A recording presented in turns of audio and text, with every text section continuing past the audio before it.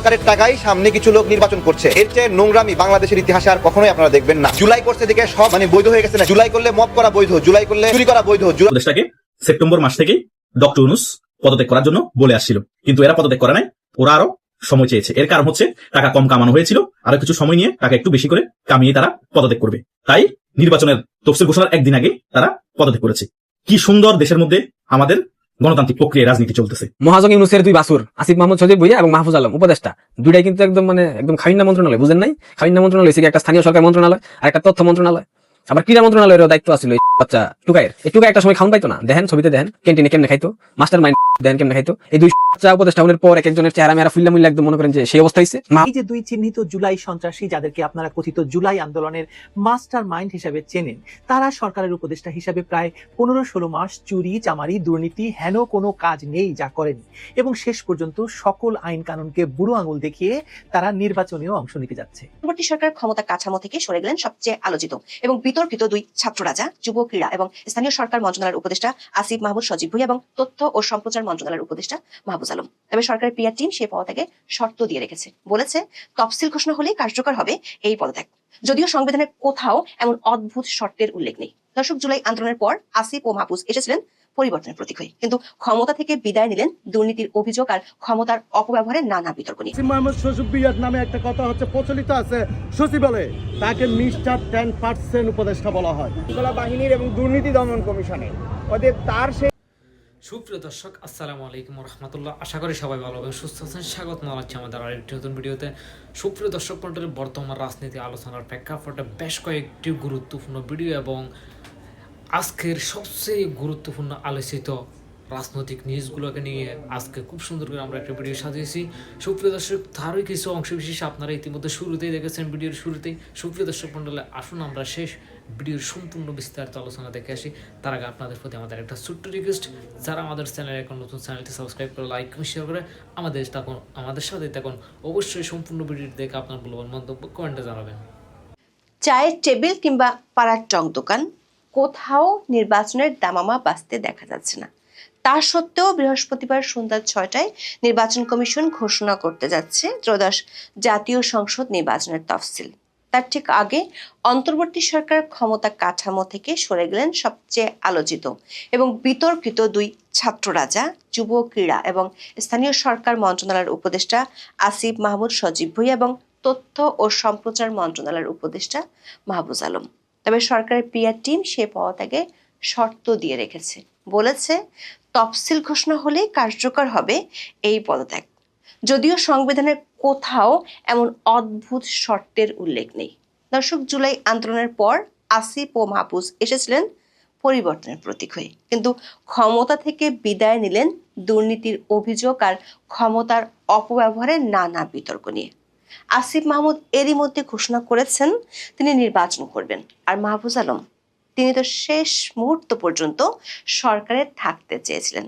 তাহলে কি তাদের এই প্রস্থান কোনো সাধারণ স্বেচ্ছায় বিদায় ছিল না, বরং ছিল ক্ষমতার মঞ্চ থেকে এক প্রকার গোল্ডেন হ্যান্ডশেক দিয়ে সরে যাওয়া? কোন চাপে বা কিসের চাপে সেই গোল্ডেন হ্যান্ডশেক করতে হলো? কিংস পার্টি এনসিপি কি দুই উপদেষ্টার এই গোল্ডেন হ্যান্ডশেক মেনে নিচ্ছে, নাকি তফসিলের পর নতুন কোনো দাবির জন্য এই গোল্ডেন হ্যান্ডশেককেই তারা ব্যবহার করবেন? তার চেয়েও বড় কথা, মাত্র ১ মাস আগেও আসিফ মাহমুদ প্রকাশ্যে বলেছেন বাংলাদেশের বর্তমান বাস্তবতায় ১০ থেকে ২০ কোটি টাকা না থাকলে সংসদ নির্বাচন করা সম্ভব নয়।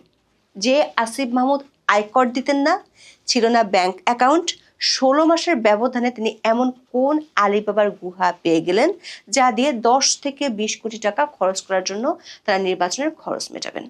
বিস্তারিত জানতে চলুন যাওয়া যাক বিশ্লেষণে।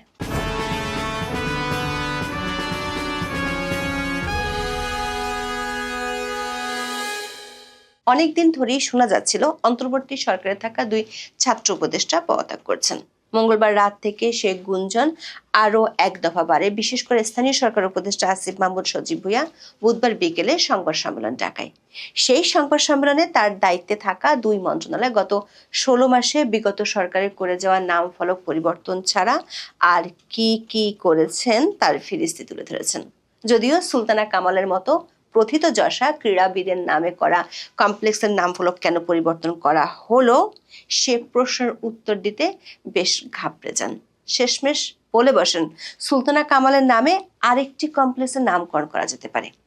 জনপ্রশাসন মন্ত্রণালয় থেকে নিয়োগ দেওয়া সচিবকে কাজে যোগ দিতে না দেয়া, নিজের এলাকায় বিশেষ বরাদ্দ, পিএসের বিরুদ্ধে দুর্নীতির অভিযোগ, কোনো কিছুরই গ্রহণযোগ্য জবাব ছিল না উপদেষ্টা আসিফ মাহমুদের কাছে। তবে পদত্যাগের খবর মুখে বলতে না চাইলেও নির্বাচনে অংশ নিচ্ছেন সেটি আবারও জানান তিনি। জানান পদত্যাগের খবর সাংবাদিকদের জানাবেন প্রধান উপদেষ্টার প্রেস উইং। জানিয়েছিলেন তিনি কূটনৈতিক পাসপোর্টও জমা দিয়েছেন। আসিফ মাহমুদ যখনই সংবাদ সম্মেলন করছিলেন তখনও পর্যন্ত গণমাধ্যমের খবর ছিল আরেক ছাত্র উপদেষ্টা মাহফুজ আলম সরকারের থেকেই যেতে চান। এর কিছুক্ষণের মধ্যে প্রেস উইং এর বরাত দিয়ে গণমাধ্যমে খবর আসে 2 ছাত্র উপদেষ্টা পদত্যাগ করেছেন। এ খবর জানাতে সন্ধ্যা 6:30টায় প্রেস ব্রিফিং করে অধ্যাপক ইউনূসের প্রেস উইং। ব্রিফিং এ জানানো হয় অন্তর্বর্তী সরকার উপদেষ্টার পদ থেকে পদত্যাগ করলেন মাহফুজ আলম ও আসিফ মাহমুদ সজীব ভুঁইয়া। তারা বুধবার বিকেল 5টার মধ্যে প্রধান উপদেষ্টা অধ্যাপক মোহাম্মদ ইউনূসের কাছে তাদের পদত্যাগপত্র জমা দিয়েছেন। উপদেষ্টারা রাষ্ট্রীয় অতিথি ভবন যমুনায় গিয়ে পদত্যাগপত্র জমা দিলে প্রধান উপদেষ্টা তা গ্রহণ করেন। প্রধান উপদেষ্টার দপ্তরের ফেসবুক পেজে লেখা হয়েছে 2 উপদেষ্টার পদত্যাগ নির্বাচন কমিশন তফসিল ঘোষণার সঙ্গে সঙ্গে কার্যকর হবে। যদিও নির্বাচন কমিশন বুধবার রাষ্ট্রপতির সঙ্গে দেখা করার পর জানিয়েছে ত্রয়োদশ জাতীয় সংসদ নির্বাচন ও গণভোটের তফসিল ঘোষণা করা হবে বৃহস্পতিবার সন্ধ্যা 6টায়।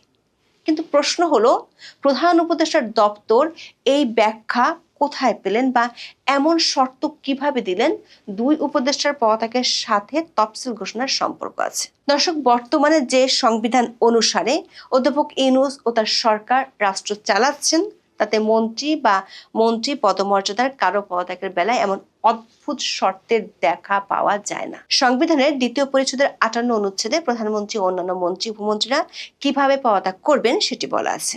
অনেকে বলতে পারেন এই সংবিধানে তো অন্তর্বর্তী সরকারের কথা বলা নেই, কিন্তু বর্তমান অন্তর্বর্তী সরকারের উপদেষ্টারা মন্ত্রীদের মতোই শপথ নিয়েছিলেন এবং মন্ত্রীদের মতোই সুযোগ সুবিধা ভোগ করেন। সেখানে বলা আছে প্রধানমন্ত্রী ব্যতীত অন্য কোনো মন্ত্রীর পদ শূন্য হবে যদি তিনি রাষ্ট্রপতির কাছে পেশ করবার জন্য প্রধানমন্ত্রীর কাছে পদত্যাগপত্র জমা দেন। আবার যদি টেকনোক্রেট মন্ত্রী হন তাহলে কি হবে সেটি বলা আছে 58 এর 2য় অনুচ্ছেদে। বলা আছে প্রধানমন্ত্রী যে কোনো সময় কোনো মন্ত্রীকে পদত্যাগ করতে অনুরোধ করতে পারবেন এবং ওই মন্ত্রী অনুরোধ পালনে অসমর্থ হলে তিনি রাষ্ট্রপতিকে উক্ত মন্ত্রীর নিয়োগের অবসান ঘটাবার পরামর্শ দিতে পারবেন। নির্বাচনের তফসিল ঘোষণা না হলে উপদেষ্টাদের জমা দেওয়া পদত্যাগপত্র গৃহীত হবে না, এমন অদ্ভুত ও কিম্ভূত কিমাকার শর্ত বাংলাদেশের ইতিহাসে এই প্রথম শোনা গেল। দর্শক, মাত্র 16 মাসের ক্ষমতা যাত্রায় বড় বড় রাজনৈতিক দলসহ